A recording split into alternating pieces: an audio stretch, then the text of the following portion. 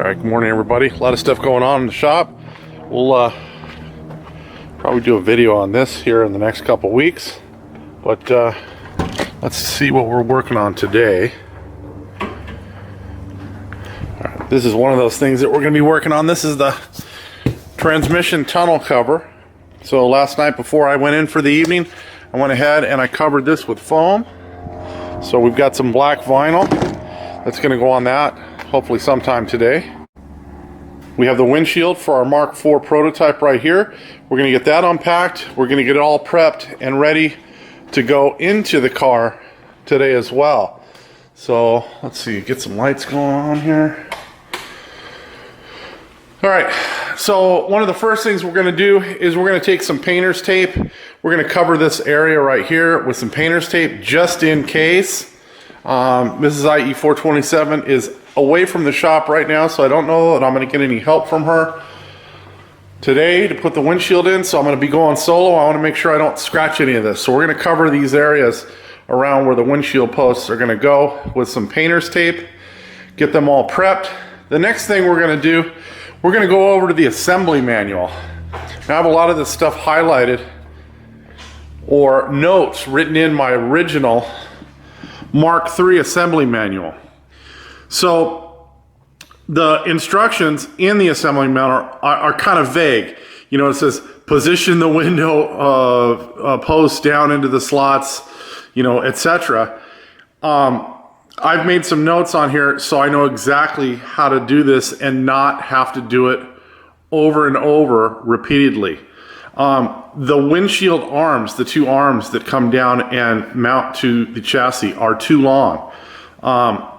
On the passenger side, it will actually hit the top of the footbox. On the driver's side, it will project down past the bottom of the fuse panel. And so if for some reason you're in there trying to, you know, work on something, that arm is going to be in your way. So I've got some notes here on where those posts need to be cut. So right here I've got cut 10 inches down from windshield, and that is for a Mk4. I've also got here 2 inches off bottom of legs for Mk4. So they're both the same dimension, it's just done in two different ways. So if you want to cut them before you put the windshield arms on the side of the windshield, you can cut 2 inches off of each of the bottom of those. And I usually cut that with the cutoff wheel on the 4-inch angle grinder. And then I go ahead and take a flap wheel and round over the edges so they're not sharp. Or you can mount them to the windshield and then cut it at 10 inches basically from the bottom edge or the bottom gasket of the windshield down, make a mark and cut them off there. It's the same dimension, it's just done two different ways. After we get that all ready, I'll bring you guys back. I'll show you what it looks like. We'll get the windshield ready to set in place, and you've got to set it in place twice.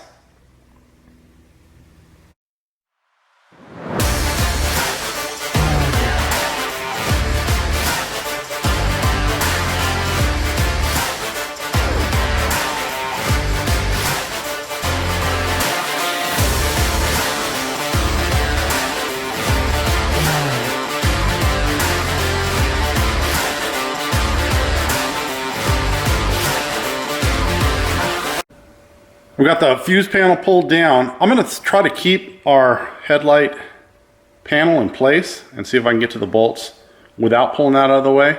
I probably will pull the flap here out past the body to give myself better access to the bolts when I go to put those in.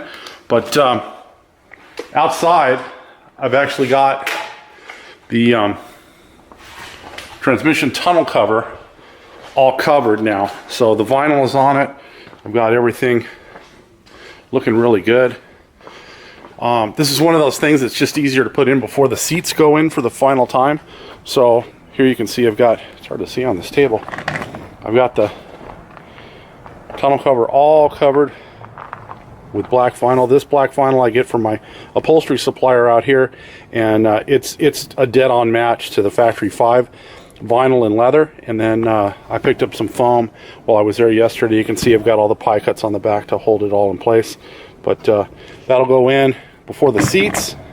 But I wanted to get that off of the table out here because this is where I'm going to start assembling the windshield. Alright, so if you'll notice, I have the windshield on a piece of the foam from the box that it came in. And this makes it way easier to get the side posts mounted onto the windshield. So do yourself a favor, whether you take this side that's bowed convex, or the other piece that's concave, put the windshield on a table and use one of the pieces of foam, whichever one works easier for you, in order to get your side posts mounted. Now, I have the passenger side post right here, and if I hold it up here and I hook it around the top of the windshield and down to here, from this point where my finger is to the bottom of the rail, we have 12 inches. But if we take it inside and we put it down the slot that it's going to mount in, we're going to find that we hit the foot box, the top of the foot box, before we can get the windshield seated. So I have the trim plate on there. I'm going to slide this down in, and right about there I hit the top of the foot box. Well, the windshield comes to here where my thumb is. You can see this little indent where the windshield nestles into that side post, and you can see we've got about 2 inches from here to here. That has to be cut off the end. To me, if you're going to cut the end off of one, you might as well cut the end off of both, and then not have the driver's side post stick down into the foot box where you could potentially, hit your shin, or if you're climbing under there to repair something, hit your head. So just cut them both off, and that'll get them out of harm's way, or get you out of their harm's way. Now, you may not all have a bandsaw or a cold saw or something like that to cut metal with. So you can do this with just a 4-inch angle grinder and a death wheel or a cutoff wheel. But I strongly suggest after you cut it, even though I'm going to cut this with the bandsaw, it's going to have sharp edges. So I'm going to go around and I'm going to dress that cut edge with a flap disc on the grinder so that I round over all the edges. Because if you look, the factory edge, it's not perfect, but it's not really sharp. So we're going to cut that, and then we're going to dress the end of both of those cuts. All right, here you go. You can see I've got these all kind of rounded off. I mean, if it doesn't cut your finger, hopefully it's not going to scratch the paint, and hopefully you've taken some precautions to not scratch the paint as you go ahead and put the windshield in. Mrs. IE427 has made her way back to the shop, so I'm going to probably have her help me guide the windshield in, but I have done this by myself in the past without actually scratching the paint. So this will go a long way in helping you not scratch the paint. So I'm going to go ahead, I'm going to take these back outside the shop and get them ready to install onto the windshield. We'll catch up with you just as we're ready to drop it in for the first test fit. So I just have Mrs. IE427 out here with me. If you'll notice, I put tape all around this area, even though she was here to help me. And then I took some tape and I wrapped it around the gasket for the supplied Factory 5 windshield trims. Now these new ones are actually pretty nice. They're a polished stainless steel. So the only thing I do to these is I take and I turn them over and I run my flat file over all the sharp edges on the back, just in case, because during the installation, if the gasket were to slip out, I don't want that sharp edge to be directly against the paint. That's another reason I put the tape around them. So I've done that on both sides, and outside, I've got the windshield resting on the foam once again, and we have the holes marked. So basically where you see the holes marked right here, that's where I made my marks when the windshield was setting down in the car. However, we want to make sure that those holes are actually in the center. So what I'm going to do is I'm going to strike a center line on the center of the hole going this way, and on the actual center of the bar. The bar is 2 inches thick, so we'll go 1 inch in the center, and that's where the center of our hole is going to be that we drill. And we're going to drill both of the holes on each side of the windshield posts out to 1/2 inch. Right here you can see I've got it marked. So I've got a center line in the center of the hole, and then I've got a center line in the center of the post. And this post isn't 2 inches, it's actually 1.5 inches. So, you know, 1/2 inch is going to be 3/4. That's why where I marked that. And that's where I marked this one right here. We've got the same thing going on the other side. So what I'm going to do is I'm going to go ahead, I'm going to drill those out to 3/16 first. And then I'm going to use a step bit. If you're going to drill and you're not going to use a step bit, go immediately from the 3/16 bit to a 1/2 inch bit, a nice sharp bit. Because if you try to like go from 3/16 to 1/4 to 7, you know, to 5/16 and then up to 3/8 and 1/2, with the soft brass that these arms are made out of, it's going to catch the bit and it's going to just about rip your arm off. So that's why I use a step bit. I use a step bit with lots of steps, and I usually use 2 of them because they get just blazing hot while you're drilling, and you need to put a fresh one in, or one that's not so hot, in while the other one cools off, because you're drilling 4 of these holes. And if you just try to drill them all at once, you're going to kill your step bit. All right, what I've found from doing this a number of times is I drill with my 3/16 bit from the inside out. So from this side out to here. But when I go ahead and I use the step bit for the 1/2 inch hole, I drill from the outside in. Now this metal and the bit are going to get way hot. So I do it without gloves, but sometimes what I'll do is I'll do 1 hole on this side, then I'll do 1 hole over on the other side, and then I'll come back here and do this one to give the brass a chance to kind of cool down so that you're not having to hold it while it's just blazing hot.